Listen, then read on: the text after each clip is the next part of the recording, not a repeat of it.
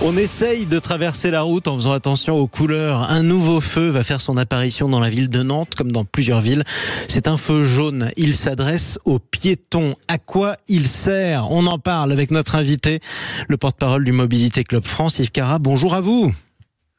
Bonjour Jean-Marie, bonjour à toutes et à tous. Et bienvenue sur Sud Radio. Un feu jaune pour les piétons. Pourquoi ? Pourquoi ? Pour mettre de la couleur dans la vie, c'est bien, mais plutôt que rajouter du jaune, moi j'aurais rajouté du or, bronze et argent. Vous voyez, en ce moment, c'est quand même plus d'actualité. On est tous d'accord. Quoi qu'il en soit, c'est important de revenir sur ce qui s'est passé. En 2023, 439 piétons ont perdu la vie dans des accidents. Ça souligne l'importance de renforcer leur sécurité, de renforcer aussi la discipline. Depuis 2 mois, donc, Nantes teste des feux piétons jaunes pour indiquer les moments où il est trop tard de traverser. C'est l'équivalent pour les voitures du feu orange, en fait. C'est une bonne idée ou pas pour vous ? Oui, c'est une bonne idée. Alors, ce qui serait une bonne idée aussi, c'est de faire des grandes campagnes pour arrêter de regarder son téléphone quand on traverse ou d'avoir les écouteurs quand on traverse. On n'entend pas les véhicules venir, mais tout ce qui peut participer à effectivement empêcher les piétons de traverser sans trop regarder et au mauvais moment, c'est une bonne idée. Ce qui marche aussi pas mal, c'est un décompte. Vous savez, on en a parfois sur certains feux tricolores pour piétons. On a un décompte qui fait attention à 0, vous ne traversez plus. Ça, c'est pas mal aussi. Donc oui, c'est une bonne idée, oui. Donc ça se développe maintenant. Si ça se développe, je vais vous dire, il faut investir dans les sociétés qui vont créer ces feux tricolores, parce qu'il y aura des centaines de milliers de feux tricolores à changer. Oui, c'est sûr. En tout cas, ça permet aussi aux piétons de savoir s'ils ont encore le temps de traverser. Oui. Concrètement, quand je cite ce chiffre, il est énorme. 439 piétons tués l'an dernier, en 2023. Qu'est-ce qui fait que les piétons meurent ? Ce sont des accidents avec des automobilistes, avec des cyclistes. Ce sont des piétons qui parfois ne regardent pas, ou au contraire, ce sont les autres usagers qui ne font pas attention aux piétons? Un peu tout ça, mon général. C'est-à-dire que tout le monde est responsable sur la route de ce qui se passe. C'est vrai qu'il y a pas mal d'accidents entre des vélos et des piétons maintenant. Les trottinettes aussi. Bon, il y en a moins, mais ça existe. Mais c'est vrai que le gros du problème, c'est traverser. Alors, oui, il y a des automobilistes certainement qui sont responsables et qui traversent quand il faut pas ou qui accélèrent à l'orange, et le piéton va passer aussi à l'orange. Mais plus généralement, on voit bien quand même que quand il y a des personnes qui traversent la route, ils ont le nez collé sur leur portable et des écouteurs dans les oreilles, donc ils seront pas du tout dans l'environnement et dans l'attention que nécessite la route. Donc le gros problème, il vient aussi pour les piétons du téléphone et de l'inattention. Oui, on peut aussi parler d'un nouveau phénomène, spécialement en ville, comme à Nantes par exemple, l'arrivée des voitures électriques qui sont beaucoup plus silencieuses. On peut se faire surprendre beaucoup plus facilement. Oui, alors ça c'est très bien d'en parler, parce qu'il y a deux choses avec les voitures électriques. D'abord, elles sont plus silencieuses, c'est vrai. Même les voitures hybrides, hybrides rechargeables au démarrage, on les entend pas. Et puis surtout, l'accélération, elles ont un couple très important, ce qui fait qu'elles démarrent beaucoup plus vite que ce qu'on pourrait attendre d'une voiture thermique. Donc c'est un double danger. On se dit bon, je suis loin, il n'y a pas de souci, je traverse.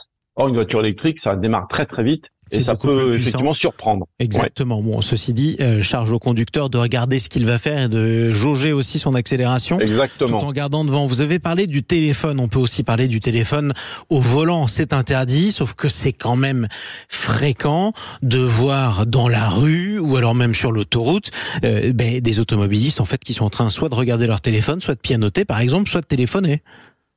Oui, et vous savez, on voit la voiture qui bouge un petit peu comme ça, le gars qui regarde pas trop la route et le coup de volant qui est donné au fur et à mesure. Oui.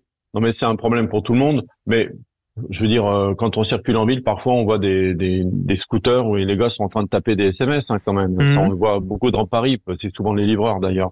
Oui, c'est un vrai problème pour tout le monde. L'inattention en général, mais le téléphone en particulier, que ce soit pour les cyclistes, les piétons, les automobilistes ou autres. Oui, les écrans, vous savez, en général, d'ailleurs, dans la voiture, sont un problème, à tel point que d'ailleurs, maintenant, la norme Euro NCAP, qui fait que on a 5 étoiles et que c'est pas une obligation, mais en tout cas, c'est un gage de sécurité, et ben maintenant, cette norme va être revue en fonction de tout ce qui est automatisé dans la voiture et des écrans et de tout ce qu'on doit faire.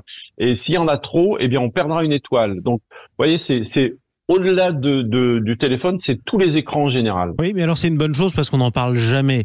On nous explique que tous les écrans sont dangereux en voiture et pourtant il y a des écrans dans toutes les nouvelles voitures. Si je me dirige quelque part, mon réflexe c'est de taper l'adresse. Je regarde plus un atlas routier ou une carte. Je tape l'adresse pour que le GPS m'y emmène. Parfois je change de destination. Je vais devoir tapoter. Normalement, j'ai pas le droit de le faire. Alors, normalement, on n'a pas le droit de le faire. Et le mieux, c'est de s'arrêter pour le faire. Oui, sauf je crois qu'on l'a tous fait au moins je crois qu'on l'a tous fait au moins une fois dans notre vie. Ça, c'est vrai que c'est pas une bonne idée. Il faudrait s'arrêter. Alors maintenant, il y a des systèmes vocaux qui permettent de dicter l'adresse. Oui, enfin, ça marche une fois sur deux. Et c'est vrai. Vous voulez aller à Strasbourg et il vous emmène à Brest. Enfin, c'est pas efficace, clairement. Donc ça veut dire qu'on est de moins en moins discipliné. Ça veut dire qu'il y a de plus en plus, même dans les voitures modernes, alors que ça devrait pas être le cas, de systèmes qui font qu'on est obligé de quitter la route des yeux parce qu'il y a un écran qu'on doit taper, même des fonctions qui sont d'ailleurs tactiles. C'est pour ça qu'il faut revenir un petit peu en arrière, avoir des boutons qu'on puisse sentir où on n'est pas obligé de baisser le regard. Oui, il y a un danger général. On a été trop loin, il faut un retour en arrière. Et les écrans dans les voitures, c'est vrai que ils sont de plus en plus grands, de plus en plus présents. C'est pas forcément dans tous les cas une bonne chose, effectivement, pour la sécurité. Si les forces de l'ordre le voulaient, elles pourraient nous verbaliser, tout simplement. Tiens, autre chose qu'on sait pas forcément, mais c'est important de le rappeler. On parlait au début des piétons.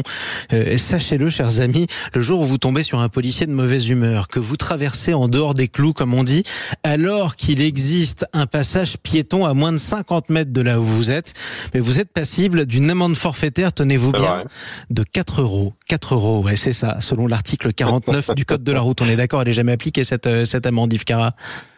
On est d'accord, elle est jamais appliquée. Et 4 €, oui, c'est. De toute façon, le piéton a vraiment toutes les priorités aujourd'hui sur la route, et c'est bien parce que c'est le plus vulnérable. Mais c'est à nous aussi. Vous savez, on perd pas de points, mais on gagne des points de suture si on respecte pas le code de la route quand on est piéton. Donc c'est d'autres points qui sont pas très agréables, mais c'est vrai que ces 4 €, c'est de mémoire, j'ai jamais vu ça. On est d'accord. Bon, on rappelle quand même les conseils de bon sens qu'on a tous appris à l'école. Je regarde à gauche, je regarde à droite, je regarde à gauche, puis ensuite je traverse là où j'ai le droit de le faire, quand j'ai le droit de le faire. Merci Yves Cara, porte-parole du Mobilité Club France. On vous retrouve, avec plaisir une prochaine fois sur Sud Radio. C'est aussi la radio de l'auto et de tous les usagers d'ailleurs des transports. À suivre sur Sud Radio, on part en voyage justement. Alors on va prendre la voiture, mais pas seulement. On aura besoin d'un bateau ou alors d'un avion. On ira en Corse, entre la mer et la montagne. Vous verrez, c'est magnifique. Sud Radio, votre attention est notre plus belle récompense.